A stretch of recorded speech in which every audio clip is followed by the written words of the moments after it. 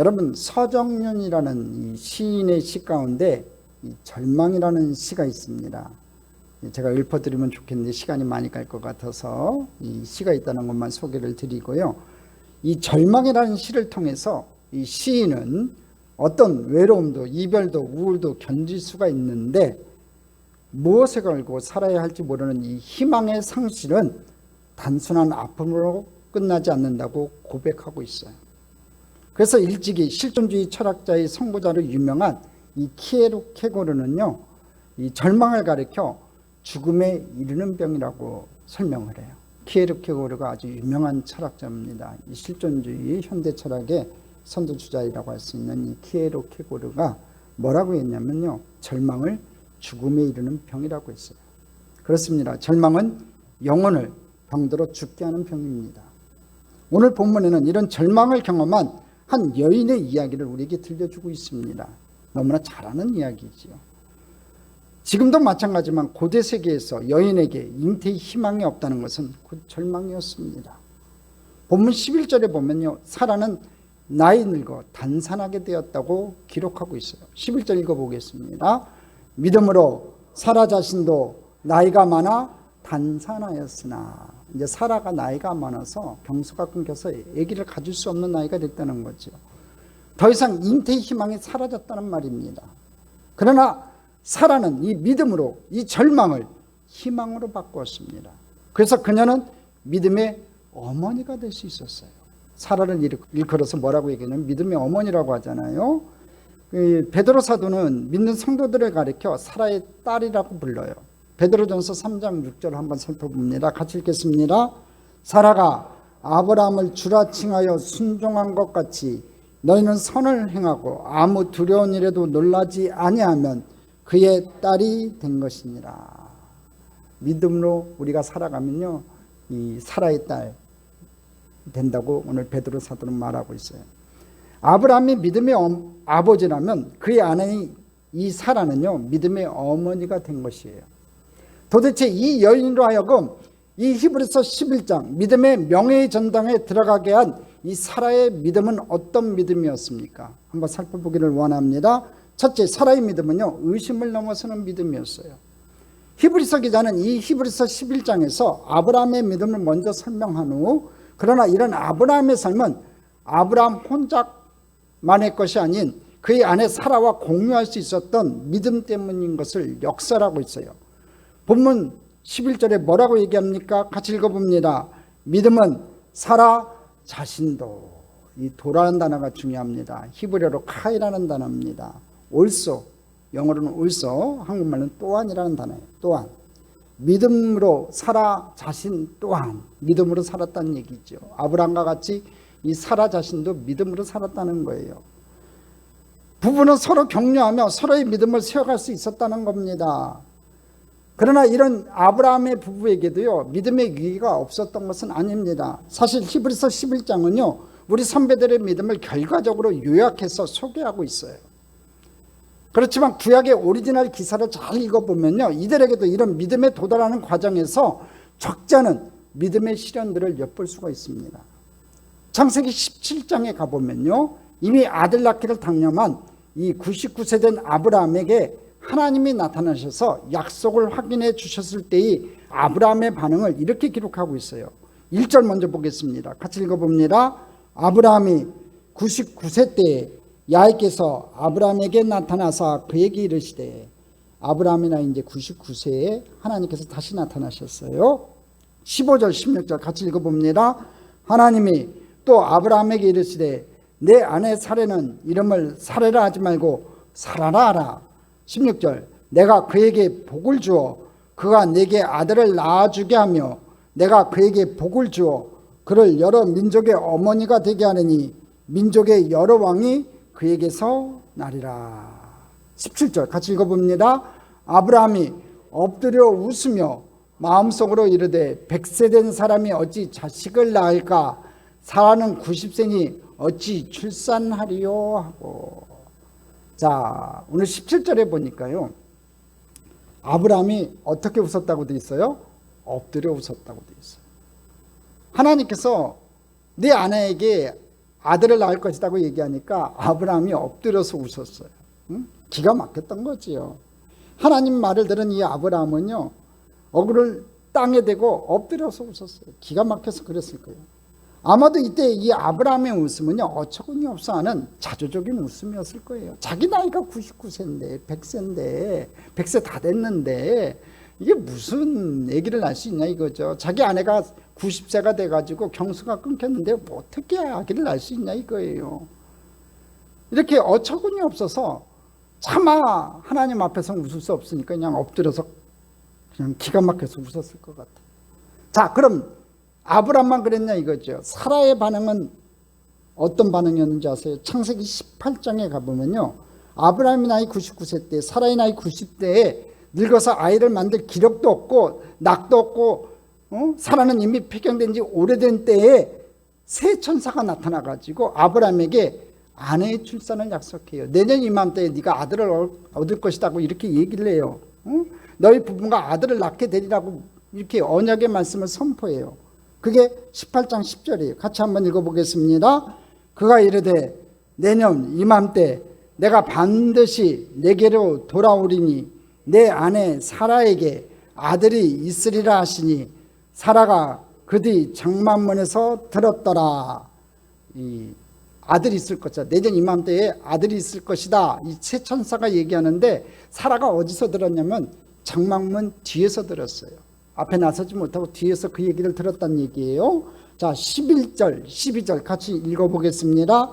아브라함과 사라는 나이가 많아 늙었고 사라에게는 여성의 생리가 끊어졌는지라 사라가 속으로 웃고 이르되 내가 노쇠하였고 내 주인도 늙었으니 내게 무슨 즐거움이 있으리요. 이 11절 12절에 이 육체적인 현실적인 환경을 정확하게 얘기하고 있어요. 여러분, 사라에게 여성의 생리가 끊어졌다. 애기 낳을 수 없는 거예요. 그러니까 사라가 속으로 웃는 거예요. 내가 노쇠했고 내가 나이 먹었고 여인 몸인 자기가 이미 경수가 끊겨서 이제 나이가 먹어서 애기 낳을 수 없고 내 주인도 늙었다고 얘기해요. 남편도 힘이 없는 이제 할아버지가 됐다는 거지요. 그러니까 속으로 웃었어요. 아브라함은 엎드려서 웃었는데 이 사라는요 속으로 비웃었어요. 이 사라의 웃음은 도대체 어떤 웃음이었을까? 아마 자신의 처지를 누구보다도 잘 알고 있는 사라에게 천사의 말은요 이 덕담으로조차 들리지 않았을 거예요. 위로하는 덕담으로조차도 부부에게 하나님께서 약속하신 아들이 내년에 태어날 것이다 하니까 덕담으로도 들리지 않았다는 거지요. 아브라함과 고향을 함께 떠날 때부터 지금까지 아기를 가질 수도 없었는데 임신할 수도 없는 나이에 웬 아들이냐 이거지요. 경수도 끊겼는데 어떻게 아들을 낳을 수 있냐 이거지요. 아니 고향을 떠날 때 후손이 저 하늘의 별처럼 바닷가의 모래처럼 많게 될 것이라고 약속하신 하나님께서 지금까지 그 약속을 지키지도 않았는데 이 천사들은 웬 헛소리를 하는 것인지 모르겠다는 표정이었음. 냉소였을지도 모릅니다. 제가 봤을 때 냉소였을 것 같아요. 기가 막혀서 냉소를 지었다는 거지요. 이 하나님의 약속에 대해 이 사라의 첫 믿음은요 불신을 넘어서 하나님에 대한 냉소였어요. 여러분, 냉소는요 자기 판단에 확신이 넘칠 때 이 다른 사람에 대해 냉소를 보여요. 자기가 확신이 넘치는 거죠. 이제 도저히 얘기를 가질 수 없는 거예요. 그러니까 냉소를 보이는 거예요. 이 사라의 내면의 마음이 냉소에서 여러분 믿음으로 변하기까지 과정을 성경이 자세히 묘사해 주지 않아요. 지금 사라는 속으로 웃었어요. 비웃은 거예요.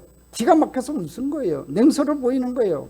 도저히 있을 수 없는 얘기니까 자기가 여인이니까 너무나 잘 알잖아요. 그러니까 냉소를 보였어요. 비웃었어요. 그러나 성경에 기록된 이 중요한 단서들을 가지고 건강한 추론을 통해서 믿음이 생기는 자라는 중요한 원리들을 우리가 발견할 수 있어요. 사라가 이런 냉소의 믿음에서 이 믿음의 여인, 믿음의 어머니로 바뀌기까지 그 믿음이 변하는 과정을 한 가지 추측할 수 있는 구절이 나와요. 그게 뭐냐면 창세기 18장 15절이에요. 한번 18장 15절 한번 읽어보겠습니다.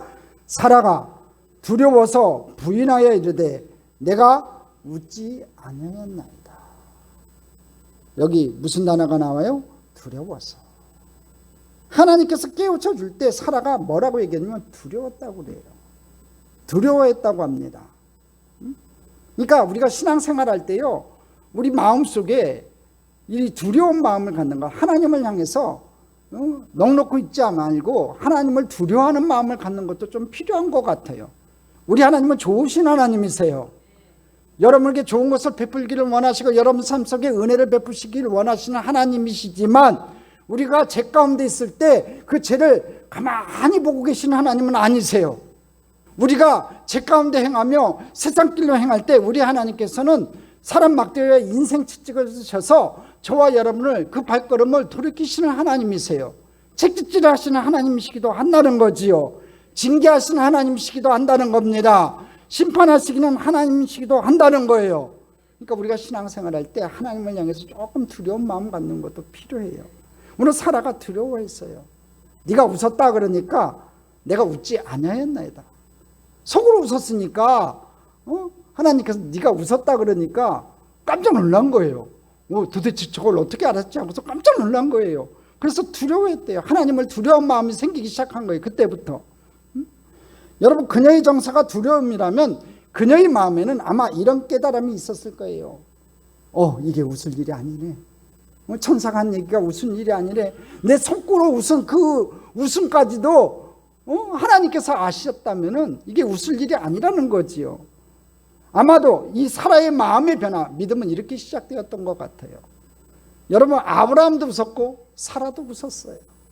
그러나 이 부분은요, 여러분 14절에 보면요, 하나님께서 하신 말씀을 마침내 받아들여요. 14절 같이 읽어보겠습니다. 야훼께서 능하지 못한 일이 있겠느냐. 기한이 이를 때 내가 내게로 돌아오리니 사라에게 아들이 있으리라. 할렐루야. 이 말씀을 마침내 받아들였다는 거예요. 그리고 그 아들의 선물을 받았을 때 그 아들의 이름을 이삭이라고 지었어요. 여러분, 이삭의 이름의 뜻이 뭔지 아세요? 웃음이에요. 웃음. 창세기 21장 6절에 보면요, 사라가 이르되 하나님이 나를 웃게 하시니. 이삭을 낳고 나서 사라가 이렇게 고백해요. 하나님이 나를 웃게 하시니. 그러니까 사라는요, 이삭을 낳고 웃었어요. 새 천사의 이 예언을 듣고 나서 첫 번째 웃었던 웃음은요, 자신의 처한 현실을 본 불신의 웃음이었다면요, 두 번째 웃음은요, 하나님의 약속이 성취된 것을 본 믿음과 기쁨의 웃음이었어요. 기쁨이 달라요. 첫 번째 웃음은 냉소의 웃음이었다면 두 번째 웃음은 진짜 믿음과 기쁨의 웃음이었다는 거지요. 여하튼간에 우리 하나님 웃기시게 하시는 하나님이세요. 여러분 삶에도 하나님께서 주시는 좋은 일이 많이 생겨서 웃는 일이 많이 생기기를 바랍니다. 자녀들 때문에 마음 속이고 있었습니까? 그 자녀들의 문제가 해결되기를 바랍니다. 남편의 믿음의 문제 때문에 고통 중에 있었습니까? 여러분, 그 믿음의 문제가 해결돼서 웃으시는 여러분 되기를 바랍니다. 질병 때문에 고통 가운데 있었습니까? 오늘 그 질병의 문제가 해결되어서 오늘 여러분의 입가에 환한 웃음이 생기는 축복의 날 되기를 주님의 이름으로 축원합니다. 여하튼간에 아브라함과 사라가요, 이 사라가 하나님의 약속의 말씀을 믿었어요. 그런데도 불구하고 오늘 히브리서에서는 이 사라의 믿음을 기록하며 이런 의심의 가정을 기록하지 않고 있어요. 웃으면서, 맨 처음에 웃으면서 냉소적인 웃음을 내면서 이 하나님의 약속의 말씀을 의심했던 그 의심의 가정을 기록해 놓고 있지 않다는 거죠. 히브리서 11장에는요. 창세기 18장 12절에 뭐라고 했어요? 사라가 속으로 웃고 이르되 내가 노쇠했고 내 주인도 늙었으니 내게 무슨 즐거움이 있으리요 하고 의심했던 그 의심의 기록을 기록해 놓지 않고 있다는 거예요. 그건 우리에게 무엇을 보여주냐면요, 성경은 의심을 정죄하지 않는다는 거예요. 결과가 중요하다는 거지요. 그녀는 마침내 믿을 수 있었어요. 마침내 의심을 극복했다는 겁니다. 하나님은 믿음을 구도하는 과정에서 의문을 결코 나무라지 않으신다는 거예요. 누구나 한때 의심할 수 있어요. 우리는 의심하면서 믿음에 도달한다는 거지요. 우리가 예수를 믿을 때 어떤 생각이 드냐면은, 어떨 때는 내 기도가 응답받지 않을 때 하나님 안 계신 거 아닌가? 하나님 나를 기억하지 못하는 게 아닌가? 하나님은 내 기도를 듣지 않고 있지 않는가? 다른 사람의 기도는 응답하시는데 하나님은 안 계신 것 같고, 하나님께서는 진정으로 내 애통하는 이 애곡의 소리를 듣지 않는가? 내 눈물에 그 눈물 흘림을 보지 않지 않는가? 외면하고 계시는 게 아닌가 하는 그런 의심이 들 수도 있고 회의가 들 수도 있어요. 그렇지만 여러분, 오늘 사라가 그 믿음을 지켰던 것처럼, 하나님을 믿었던 것처럼, 오늘 도저히 눈에 보이지 않고 손에 잡히지 않고 귀에 들리지 않는 그 환경에서도 하나님을 믿었던 것처럼 오늘 저와 여러분이 하나님 믿기를 바랍니다. 의심에서 벗어나 믿음의 단계로 여러분의 신앙이 성장하는 주님의 귀한 백성들 되기를 주님의 이름으로 축원합니다. 사라는 의심을 넘어서서 믿음의 어머니가 되었어요. 오늘 여러분 삶 가운데 믿음 가운데 나갔던 그 의심이 오늘 다 사라지고 믿음의 열매들이 주렁주렁 맺혀지는 축복의 백성들 되기를 주님의 이름으로 축원합니다. 하나님께서 믿음의 선물로 주는 믿음의 축복인 이삭이 여러분의 삶 가운데 나타나기를 바랍니다. 그래서 여러분의 입가에도 웃음이 넘쳐나는 축복의 백성 되기를 주님의 이름으로 축원합니다. 사라의 믿음은요, 두 번째 약속을 신뢰하는 믿음이었어요. 우리가 히브리서 11장에 나오는 이 믿음의 사람들의 모습을 자세히 살펴보는 건요, 이들의 모습을 통해서 믿음을 배우고자 하는 거예요. 여러분, 히브리서 기자가 우리에게 깨우쳐주는 믿음은요, 하나님의 존재를 인정하는 것만이 아니에요. 그건 당연한 거고요. 그렇다면 히브리서 기자가 권면하고 도전하는 믿음은 무엇을 말할까요? 그것은 믿음은 한마디로 하나님의 능력과 선하심에 대한 신뢰예요. 한번 따라합시다. 믿음은 하나님의 능력과 선하심에 대한 신뢰다. 하나님의 능력이 있으시고 하나님이 선하시다는 것에 대한 신뢰라는 거죠. 내가 그걸 믿는다는 거예요. 하나님은 능력이 있으시고 하나님은 나를 대할 때 늘 선하게 대하신다는 신뢰라는 거예요. 그 믿음이라는 거지요. 하나님의 능력과 선하심, 하나님께서 당신의 능력으로 보증하고 선하신 뜻이 담겨 있는 것이 바로 하나님의 약속이라는 거예요. 그래서 믿음은요, 하나님께서 말씀하신 약속에 대한 신뢰, 지지, 순종을 말하는 거예요. 내가 하나님의 능력과 하나님의 선하심을 믿는다는 얘기는 무슨 얘기냐면 하나님께서 내게 해주신 그 약속을 내가 신뢰한다는 거지. 그리고 지지한다는 거예요. 그리고 그 하나님의 약속에 순종을 말하는 거예요. 오늘 저와 여러분이 이와 같은 믿음의 사람 되기를 바랍니다. 하나님께서 말씀하신 그 약속에 대해서 신뢰를 보내시고 지지하시고 순종할 수 있는 저와 여러분 되기를 주님의 이름으로 축원합니다. 오늘 주인공 살아보십시오. 아브라함의 아내이며 열국의 어미인 사라의 믿음의 내용도요, 이 하나님의 약속에 대한 신뢰예요. 여러분, 이 사라의 믿음의 여행길에 의심이 찾아왔을 때 이 의심을 넘어설 수 있었던 요인은 도대체 무엇이었을까요? 아까 첫 번째 얘기했던 게 두려움이었어요. 두 번째가 뭐냐면요, 그것은 하나님의 신실하심을 이 사라가 믿을 수 있었기 때문에 그래요. 하나님의 신실하심, 변하지 않는 전능하심을 믿었다는 거죠. 따라서 이 나이에도 아들을 주시겠다는 그분의 약속을 신뢰할 수 있었다는 거예요. 여러분, 객관적으로 판단으로는요, 아이를 낳을 수 없는 형편인데 하나님께서 아들을 낳으리라고 약속해 주니까 그 약속을 신뢰하고 순종하여 아이를 낳고 열국의 어머니가 됐다는 거예요. 여러분, 객관적인 상황은 불가능해요. 경수가 끊겼잖아요. 남편 아브라함도 나이가 100세가 다 돼갖고요, 힘도 하나도 없어요. 자기 몸의 경수도 끊겼어요. 육체적인 객관적인 환경은요, 불가능해요. 근데 아들을 낳으리라고 약속하신 그 약속의 하나님을 온전히 믿었다는 거지요. 약속해 주신 하나님의 능력과 선하심을 신뢰하며 하나님의 은혜의 복을 경험한 것, 이것이 믿음이고 히브리서 기자는 우리도 이 믿음이 강건하기를 우리에게 권면하고 있다는 거예요. 이 사라의 믿음을 통해서 우리가 배워야 될 게 이거라는 거예요. 하나님의 능력과 선하심을 신뢰하고 하나님의 은혜의 복을 경험하고 이것이 곧 믿음이고 히브리서 기자는 이 믿음이 우리에게 강건하기를 우리에게 권면하고 있다는 거예요. 그래서 사라의 내용이 오늘 히브리서에 기록되어 있는 거예요. 여러분, 믿음은 하나님의 약속에 대한 신뢰예요. 한번 따라합시다. 믿음은 하나님의 약속에 대한 신뢰입니다. 하나님께서 여러분에게 약속하신 그 약속을 신뢰하세요. 저에게 주신 하나님의 약속이 있어요. 이 성전이 가득 차리라 했어요. 저는 그 약속의 말씀을 신뢰해요. 하나님의 방법으로 하나님의 때에 이르실 줄 믿어요. 오늘 여러분에게 약속하신 하나님의 신뢰, 오늘 온전히 믿는 저와 여러분 됐으면 좋겠습니다. 살아는 나이가 지나서 수치할 수 없는 몸이었음에도 불구하고 임신할 능력을 얻게 된 것이 약속하신 분을 신실한 분으로 생각했기 때문이라고 오늘 성경은 증언하고 있어요. 11절이에요. 같이 한번 읽어보겠습니다. 히브리서 11장 11절 같이 읽어보겠습니다. 믿음으로 사라 자신도 나이가 많아 단산하였으나 잉태할 수 있는 힘을 얻었으니 이는 약속하신 이를 미쁘신 줄 알았습니다. 오늘 다시 한번 고백해요. 믿음으로 이 믿음이란 단어가 중요해요. 사라 자신도 나이가 많아 단산했대고요. 그때 잉태할 수 있는 힘을 얻었대요. 잉태할 수 있는 힘을 얻은 이유가 뭐냐면 이는 약속하신 일을 미쁘신 줄 알았습니다 그랬어요.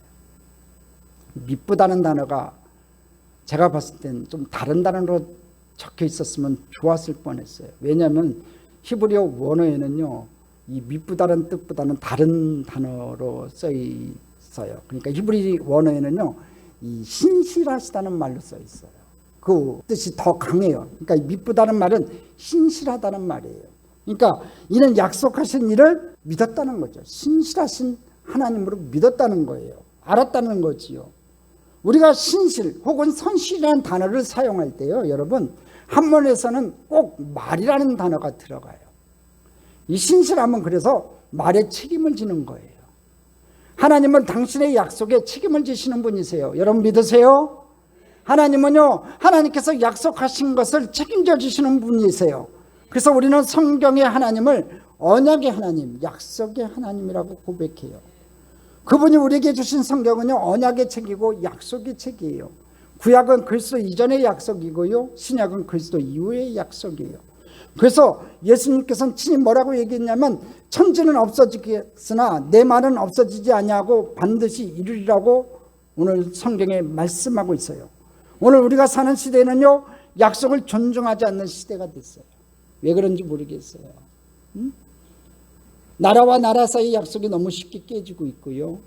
또 한 여인과 남자 사이 결혼의 약속도 너무 쉽게 깨지고 있어요. 이 모든 형상은 우리 시대가 하나님을 떠나 있는 분명한 증거라고 저는 생각해요. 약속이 깨진다는 거. 개인과 개인 간에 또 나라와 나라 사이에 그 모든 프라미스 약속이 깨지는 건요, 이 하나님을 떠나 있는 분명한 증거라고 생각해요. 우리 시대 가장 영향력 있는 평신도의 삶을 살았던 옥스퍼드와 캠브리지 교수였던 작가 C.S. 루이스는요, 1차 대전을 앞두고 군대에 입대한 친구가 가족, 친히 자기 아내와 어린 딸 걱정을 하는 것을 보고 내가 돌봐줄 테니 염려하지 말고 전쟁터에 나가라고 약속을 했어요. 내가 걱정하지 마. 내가 네 가족들 다 책임져 줄게. 근데 친구가 전쟁에 나가서 죽었네요. 전사했어요. 그러자 이 루이스 교수는 평생 그의 가족을 돌보아 주었습니다. 근데요, 놀라운 사실은 친구의 아내가 별로 감사할 줄 모르는 무례한 사람이었음에도 불구하고 루이스 교수는 평생 신실하게 그의 가족을 지원했다는 거예요. 이제 저런 사람은 그만 지원하라는 주변의 충고에 대해 그 여인의 태도보다 더 중요한 것은 내가 친구와 약속했다는 사실이라고 대답하면서 나는 약속의 하나님의 자녀라고 고백했어요. 오늘 저와 여러분도 마찬가지예요. 저와 여러분의 하나님은 약속의 하나님이세요. 약속을 지키시는 하나님이세요. 아마도 인생을 살아오면서 너무나 자주 약속의 배신을 경험한 우리는요, 약속을 믿지 못하는 일에 익숙해 있는지도 몰라요. 한 청교도 아버지는요, 죽어가면서 자식에게 이런 유언을 남겼습니다. 아들아, 매사에 너는 책임질 줄 아는 사람이 되기 바란다. 만일 책임질 수 없거든 무엇보다도 약속에 신중하기 바란다. 그러나 사람들에 대한 불신 때문에 하나님의 약속마저 믿지 못하는 사람이 되어서는 안 된다. 어떤 상황, 어떤 경우에서라도 하나님의 약속만은 믿을 만한 것이란다. 이런 유언을 남기고 죽었다는 거예요. 여러분, 사람들은요, 약속을 잘 깨요. 왜 그런지 모르겠어요. 진짜 사람들은요, 약속을 잘 깨요. 심지어 하나님과의 서약 맺은 것도 잘 깨요. 약속한 것도 깨요. 그러니까 여러분 서약은 조심해서 해야 되는 거예요. 하나님과 약속 맺는 거. 하나님 내가 이거 해주면 조건부 약속이잖아요. 보통 우리 인간들이 하나님 앞에 서약할 때는 그래요. 하나님 이거 해주면 내가 이거 하겠습니다. 평생에 내가 뭐 하겠습니다. 내가 하나님 앞에 헌신하겠습니다. 뭐 하겠습니다. 약속해놓고 하나님께서 축복해주면요 까먹어요. 똑같은 애요. 약속을 깨버리는 거죠. 여러분 인간의 약속은 깨도요 하나님과의 약속은 깨트려서는 안 돼요. 나는 너희 하나님이 되고 너는 내 백성이 되리라. 이게 하나님과 맺었던 이스라엘 백성들의 언약이에요. 약속이에요. 그 약속은 오늘 저와 여러분에게도 똑같다는 거지요. 일방적인 게 아니에요. 약속은요. 쌍방향이에요. 하나님과의 그 쌍방향의 약속에 있어서 하나님은 신실하게 우리를 대하는데 그 말에 책임을 주시는데 저와 여러분이 하나님과 맺은 약속, 서약이 있다면요. 여러분 지키셔야 돼요. 청교도 이야기에 보면 이런 에피소드가 남아있어요. 어떤 청교도 가정에서 한 어린 소녀가요 50센트를 가지고 놀고 있어서 아빠가 내 돈이 전부 얼마냐고 물어보니까 1불이에요 그런다는 거예요. 분명히 손에 쥐고 있는 걸 50센트인데 1불이에요 하고 딸이 얘기하는 거예요. 아빠가 자세히 보니까 25센트짜리 동전 2개를 가지고 있다는 거죠. 그래서 쌤을 잘못한 줄 알고 아니 아빠가 자세히 보니까 내가 가진 동전은 전부 50센트 같은데 이렇게 얘기를 했다는 거예요. 그랬더니 이 딸이 뭐라고 얘기하냐면 알아요. 근데 엄마가 오늘 저녁 제가 숙제한 후에 25센트짜리 동전 2개를 더 주시기로 약속했거든요. 이렇게 대답하더라는 거지요. 이 청교도 가정에서 이 어린이까지 약속을 얼마나 중시하는가를 보여주는 이야기예요. 한번 엄마 자식 간에 또 아빠와 자식 간에 부부 간에 이 맺은 이 약속은요 철저히 지켜요. 여러분 아까도 얘기했지만 사람의 약속은 쉽게 끼어질 수 있어요. 그러나 천지가 변해도 흔들림이 없는 것, 그것이 바로 하나님의 약속이에요. 그 약속은요 반드시 이루어져요. 믿음의 여인 사라는 바로 이 하나님의 약속을 믿고 그녀의 인생의 어두운 절망의 순간을 극복할 수 있었다는 거지요. 그리고 하나님은 그녀의 이런 믿음을 귀히 보시고 그녀로 하여금 믿음의 어머니가 되게 하셨어요. 오늘 사랑하는 성도 여러분, 약속의 하나님을 믿고 나아가는 저와 여러분 되기를 바랍니다. 하나님께서 여러분에게 주신 약속, 저와 여러분에게 주신 그 약속을 신뢰하는 귀한 믿음이 생기기를 주님의 이름으로 축원합니다. 세 번째, 미래를 창조하는 믿음이었어요. 사라가 절망의 순간, 하나님의 약속의 말씀을 믿음으로 붙드는 그 순간 그녀 안에서 새로운 생명이 잉태되기 시작했고요. 그녀 안에서 위대한 미래의 세대가 태어나고 있었어요. 단지 이삭 하나만이 문제가 아니었다는 거지요. 본문 12절을 한번 읽어볼까요? 히브리서 11장 12절 같이 한번 읽어보겠습니다. 이러므로 준 자와 같은 한 사람으로 말미암아 하늘의 허다한 별과 또 해변의 무수한 모래와 같이 많은 후손이 생육하였느니라. 오늘 뭐라고 얘기합니까? 하늘의 허다한 별과 또 해변의 무수한 모래와 같이 많은 후손이 생육하였느니라. 죽은 자와 같은 한 사람으로 말미암아 아브라함과 사라로 말미암아 그 믿음 때문에 허다한 별과 같이 해변의 무수한 모래와 같이 많은 후손이 생육한다고 오늘 성경은 말씀하고 있어요. 이제 그녀의 믿음의 선택과 결정은요 한 사람의 것이 아니라 한 민족, 한 공동체의 축복이 됐다는 거지요. 그녀로 말미암아 민족이 살아났다는 거지요. 이 민족, 이스라엘 민족이 살아났고 영적인 하나님을 믿는 영적인 백성들이 살아났다는 거지요. 그러나 민족이 살기 전에 먼저 자신이 살아나야 했다는 거지요. 사라는 잉태의 희망이 없는 가운데서도 출산에 가난한 자신의 몸이 죽은 것 같은 상황에서도 믿기로 작정했어요. 하나님을 믿었어요. 하나님의 약속의 말씀을 믿었고요. 그 약속에 근거하여 축복된 미래를 믿었다는 거예요. 하늘의 별처럼 바닷가의 모래알처럼 무수한 자녀들의 번성을 그녀는 믿었다는 겁니다. 그리고 하나님은 그 믿음대로 이루게 해주셨어요. 여러분 이 땅에 있는 수많은 그리스도인들 종족을 떠나서 민족을 떠나서 예수를 믿는 주의 백성들은요 아브라함과 사라의 믿음의 영적인 자녀들이에요. 오늘 그 믿음 따라 태어난 저와 여러분이 온전히 이 사라의 믿음을 본받아서 진짜 눈에 보이지 않고 손에 잡히지 않고 귀에 들리지 않아도 육체적인 환경은 도저히 이루어질 수 없어도 오늘 하나님 믿고 나가는 저와 여러분 됐으면 좋겠습니다. 사라는 처음엔 냉소적으로 웃었죠. 그러나 나중에 정말 유쾌하게 웃자 그 약속하신 대로 축복의 근원이 됐어요. 그래서요, 믿음은 임의의 삶인 것 같아요. 임의의 삶. 아직 이루어지지 않은 하나님의 약속을 마치 이미 이루어진 것처럼 사는 삶, 이것이 믿음의 삶이라는 거예요.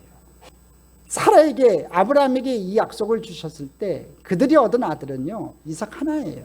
그렇잖아요. 그렇지만 하늘의 별처럼 바닷가의 모래알처럼 무수한 자녀들의 번성을 그들은 보지 못했어요. 그럼에도 불구하고 그들이 믿고 나아갈 때 이루어졌다는 거지요. 응? 아직 이루어지지 않은 하나님의 약속을 마치 이미 이루어진 것처럼 사는 삶, 이것이 바로 믿음의 삶이라는 거예요. 오늘 저와 여러분이 이런 이미 이루어진 믿음을 가지고 살아가는 주님의 귀한 백성 되기를 주님의 이름으로 축원합니다. 기도할 때 이미 기도가 이루어진 것으로 믿고 하는 기도가 참 기도인 것처럼 믿음은 진실로 바라는 것들의 실상이요 보지 못하는 것들의 증거라고 믿고 나아갈 때 오늘 여러분에게 좋은 일이 생길 줄 믿습니다. 믿음은요, 미래 창조의 가장 위대한 능력이에요. 그래서 미래를 새롭게 만들어가는 것, 크리에이트, 새롭게 만들어가는 건요, 여러분의 믿음이라는 거예요. 지금 아직 이루어지지 않았잖아요.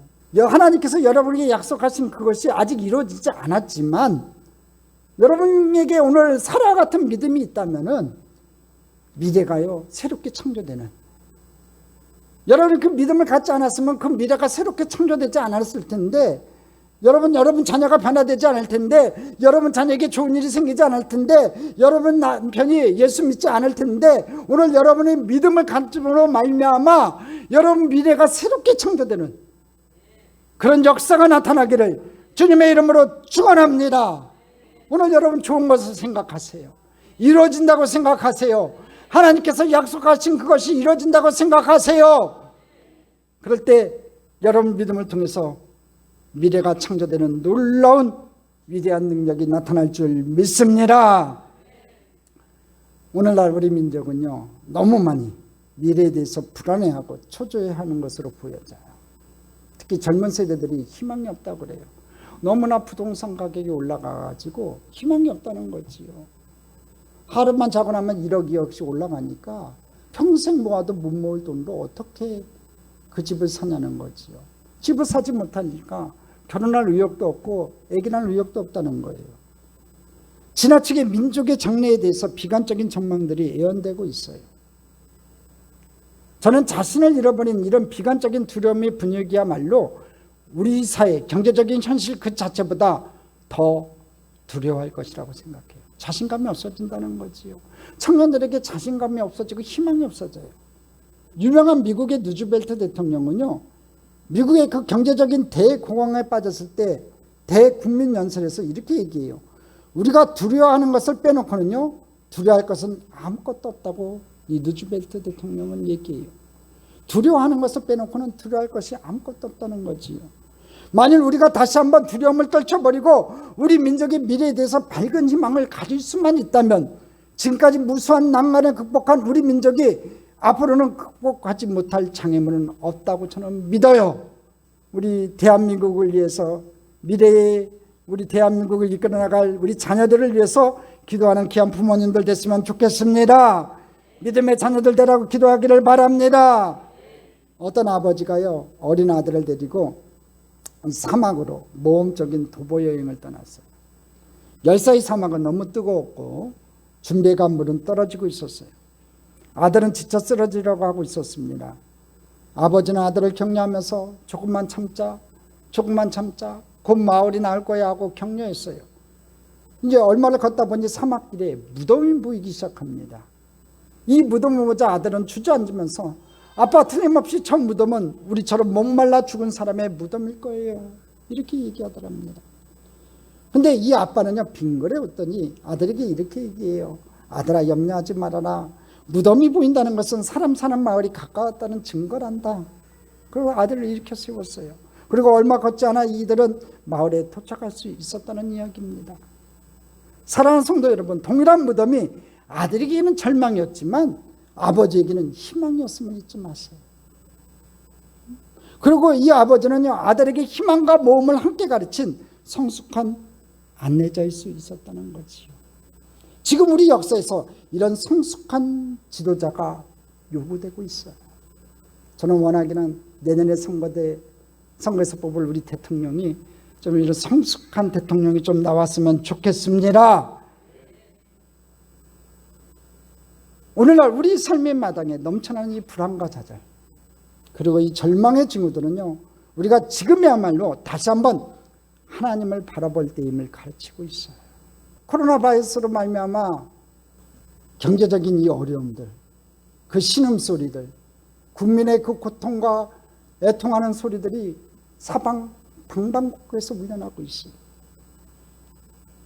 이럴 때일수록 우리가 다시 한번 하나님을 바라볼 때라는 거지요. 만약 우리 민족이 겸손히 하나님의 도우심을 구하고 그분의 약속의 말씀을 붙들고 행진을 계속한다면 우리는 저 무덤 건너편에서 우리를 기다리는 희망의 마을에 곧 당도하게 될 거예요. 저는 그렇게 믿어요. 우리 기도하는 주의 백성들이 있기 때문에 우리가 다 함께 나라와 민족을 위해서 기도하고 선출된 지도자를 위해서 우리가 기도할 때 이 나라가, 이 대한민국이 굳건한 반석에 설 줄 믿습니다.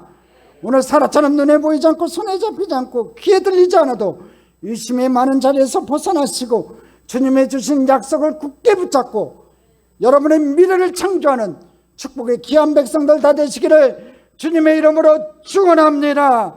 축원합니다. 축원합니다.